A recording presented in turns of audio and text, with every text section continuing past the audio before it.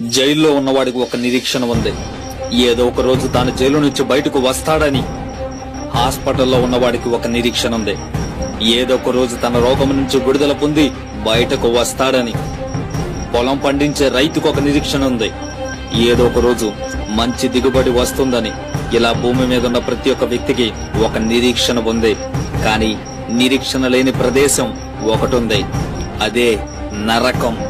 ప్రపంచంలో ఎక్కడైనా నిరీక్షణను కనుగొనవచ్చామో కానీ అక్కడ నిరీక్షణ నువ్వు ఎంత వెతికినా దొరకదు.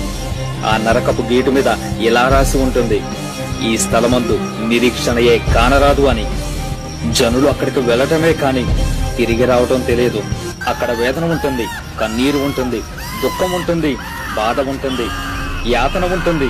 అక్కడ ఏడుపును, పండు కొరుకుడును, భయంకరమైన అరుపులు, కేకలు ఉంటాయి.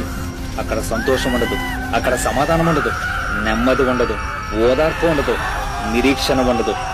భూలోకంలో నిన్ను ప్రేమించేవారు ఉంటారు, నిన్ను అర్థం చేసుకునేవారు ఉంటారు, నిన్ను ఓదార్చేవారు ఉంటారు, నీ బాధను అర్థం చేసుకునేవారు ఉంటారు. కానీ అక్కడ నీకు ఎవరూ ఉండడు. నీ బాధను నీవే భరించాలి. అక్కడ దొంగలు, అబద్ధికులు, మోసగాళ్లు, లంచగొండులు, వ్యభిచారులు, వేశ్యలు, వడ్డీకిచ్చువారు, స్వార్థపరులు ఉంటారు. అక్కడ నీతిమంతులు, యథార్థవంతులు ఉండరు. అక్కడ తినడానికి తిండి ఉండదు, తాగటానికి నీరు ఉండదు. అదొక భయంకరమైన ప్రదేశం. ఎవడు కూడా అక్కడ ఉండటానికి ఇష్టపడడు. అలాంటి క్రూరమైన స్థలం అది.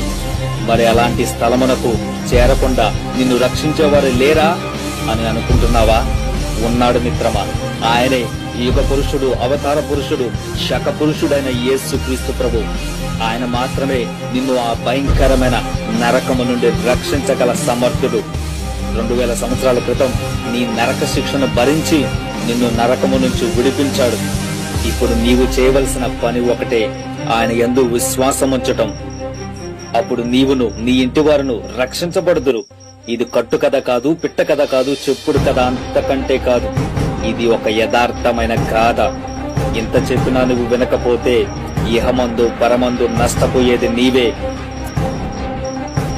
నీ ప్రాణం మంటిని చేరక ముందే, నీ ఆత్మ అగ్నిగంధాలకు తాక ముందే నీకై అరుదించిన యేసును చూడు. నీ కొరకై కట్టబడిన పరలోకము చేరు.